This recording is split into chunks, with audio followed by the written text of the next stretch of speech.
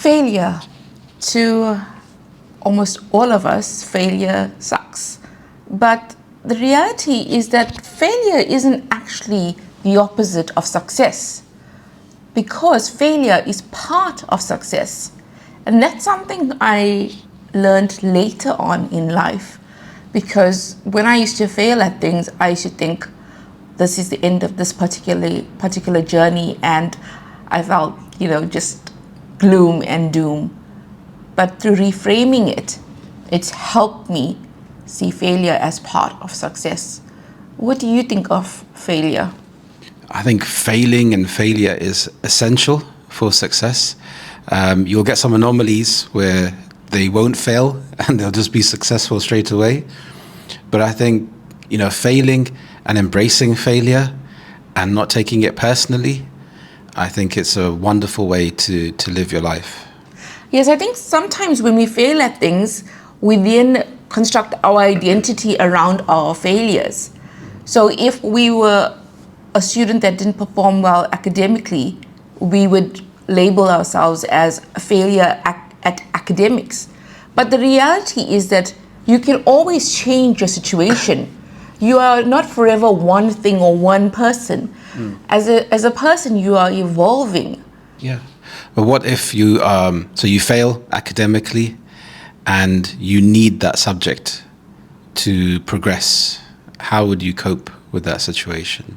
Well, you can get a tutor, you can find new ways of learning.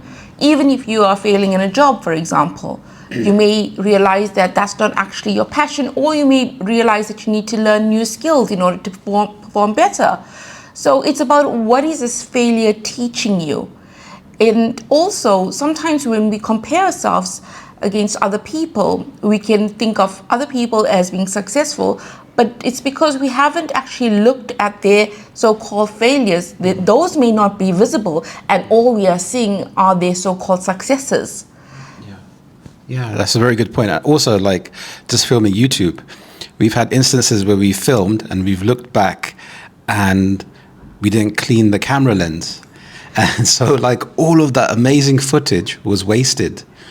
But then we learned from that, okay, to go through checks for the next time, to clean the lens, make sure the microphones are charged.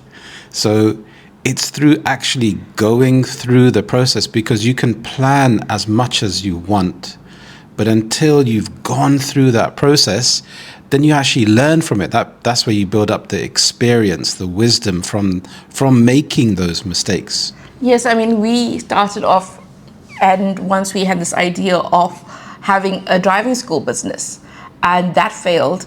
And yes, we were disappointed by that, but it taught us both that actually our skill sets involved digital marketing, website creation, graphic design, and a whole host of other things that we didn't even think about at the time. So failure does really reroute you in certain instances. And you have to be open to that, open to the possibilities that, okay, I have failed at this, but how can I now channel my life? What can I learn from this? What can I do differently? How can I adapt to this failure? Instead of thinking, now there's no hope for me, which is often a very usual feeling to have, because you can put so much expectation in what you are going after and then feel so heavily disappointed. And that is completely natural to feel disappointed if you really wanted something and you failed at achieving it. Yeah. Also, I think like failure is growth. I actually heard this from a magician on YouTube who was going around on a beach, and he was hypnotizing people, and he mentioned this line: "Failure is growth," and it just always stuck with me. That if you think about life is about growth. It's about change, and it's the same thing with failure. Like my perceived failure may be another person's success. So it's all about the perception that you have of failure, and almost embracing failure. Like, okay, I'm going to fail big, and I'm going to learn from what happens and then get better at taking the next steps. You may be so scared to try something new, something different, to step out of your comfort zone because you're so scared to fail. And that's really holding you back, because life is full of taking chances, and yes, there are highs and lows with life. But if you are so scared of failure that you don't actually try the things that you really want to try, then you are limiting yourself. You know, look deeply and think, am I going to regret not trying this? Is the failure so high that it's stopping me from actually doing the things that I love? For example, you may want to move to a different city, but you are so afraid of failing to actually live in a new city. You think that you aren't capable of doing that, and you're stopping yourself. You know, really think about it this way. Yes, change is scary, failure is scary, but you are capable. You are more than capable. You just don't know your capabilities yet because you haven't tapped into them. And with failure, from a young age, we're always celebrating our successes, and we tend to not celebrate our failures. It's an odd thing to say celebrate your failures, isn't it? So with society and with all of us, it's all about seeing, oh, this person has succeeded, and their photos or videos on Facebook about their successes. But who talks about their failures? Are we celebrating failures? No, I think we all need to rethink the way we look at failure. So you can break down aspects of your life in terms of career, your family life, your personal life, achievements, in your hobbies. So if you look at these areas, if you focus too much on trying to be the best, and you focus so much on the end goal, that can lead to a lot of stress, and it can stop you from going along that journey and making the mistakes. Because like if you think about learning something, it takes time and effort, and you usually don't understand something straight away. So I think having that perseverance, the resilience to say, okay, you know, I made a mistake. Maybe I didn't study hard enough, or I didn't approach something in the right way. And so next time you'll do a bit better. Yeah, I mean, when I think about like Michael Jordan, for example, when I think of him, I think about him as being one of the best basketball players ever. And yes, everybody will think of the amazing shots he took and how the ball went into the hoop. But we aren't seeing all the times he practiced and the ball didn't go in the hoop. And that's true of the people that we see in the world. We always see the goals they score in life, but not necessarily the ones that they don't make. But the thing is, nobody is perfect. And I will always say this and mention it as often as possible, because we can all get stuck or fixated on this idea that there are perfect people and some people are doing things perfectly in life. But the truth is that nobody is perfect and nothing is done perfectly.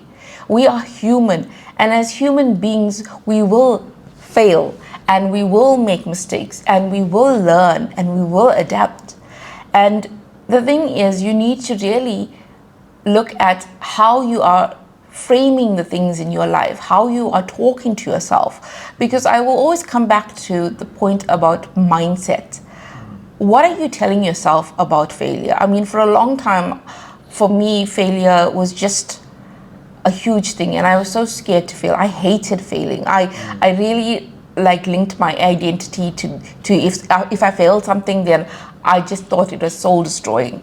But now I don't think like that at all. I'm willing to take risks. I'm willing to try different things. What if you are failing with the mindset?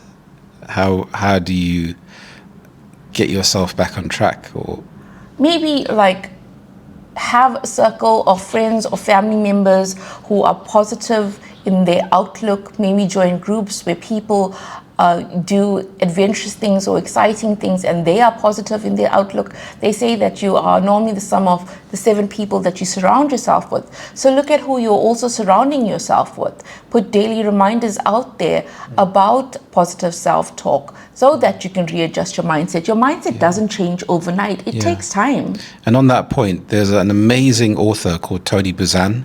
He's written some amazing books about learning and education. Sadly, he's passed away now. But I remember reading his books when I was very young. And he talked about having role models.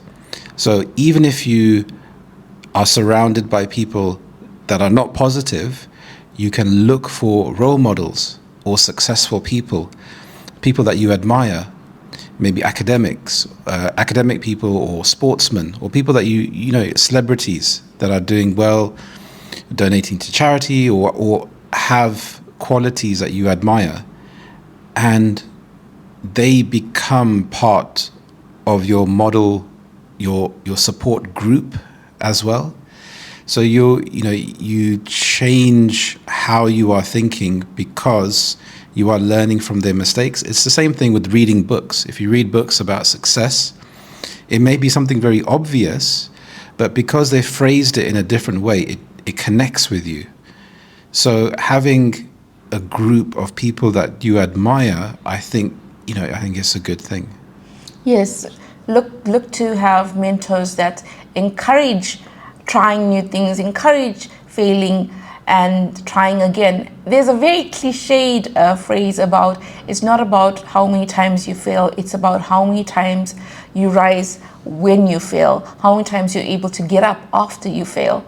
And yes, it's cliched, but it's so true, because if you don't keep trying, if you don't continue, if you just feel like nothing good is going to happen and that you aren't going to get another chance at this opportunity or this goal that you're working so hard at, then you'll never know if you could actually have met that goal, have reached your achievement.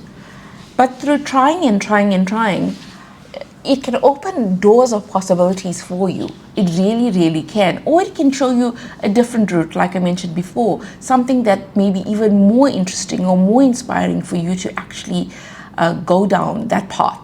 You just never know. And it is easy to feel like a failure. It is easy to get into that mindset of, nothing's good is going to happen to my life. But if you keep on thinking like that, you'll keep on attracting moments like that or feelings like that. You know, the law of attraction is also very true. What you attract in your life can recur because you are thinking those thoughts and you bring that into your life. Yeah, that's true. I think that, like I said before, it's relative. So if we think about society in terms of success, right? You have a house, you have a good job, you're married, you have children, you go on a few holidays. That's like kind of the stereotypical view of success. Now, if you don't have those things, you can feel like a failure. But I think the way the world is, especially recently, you have the cost of living crisis, you have people that find it difficult to find jobs. So you have this pressure of what is expected. But if you let go of those expectations and stop viewing those as like failing if you can't find a job, and approach it with the mindset that it's a challenge, because sometimes things are out of your control, and you can put added pressure on yourself to think, I need to be at a certain point, or I need to be better than I actually am. So having that resilience to say, okay, I'm going to keep trying. If you're applying for jobs and you apply for 10 jobs, apply for 100 jobs. So to manage that stress is to have a positive mindset and understand that failure or perceived failure is part of life. Each time that you're applying for a job, you're growing, you're becoming stronger mentally. Each rejection that you're getting, you're becoming stronger mentally. Yes. So let us know, what do you think about failure? Are you able to move on through failure? Do you feel like it is part of your success? Let us know in the comments. And I firmly believe that positive self-talk is really helpful. If you'd like, you can watch this video up about positive self-talk. Thank you so much for watching. Do like, share, and subscribe. It helps this channel. It's a new channel with 9 subscribers who I'm very grateful for. So thank you so much for your support. Have a wonderful day. Take care. Bye-bye.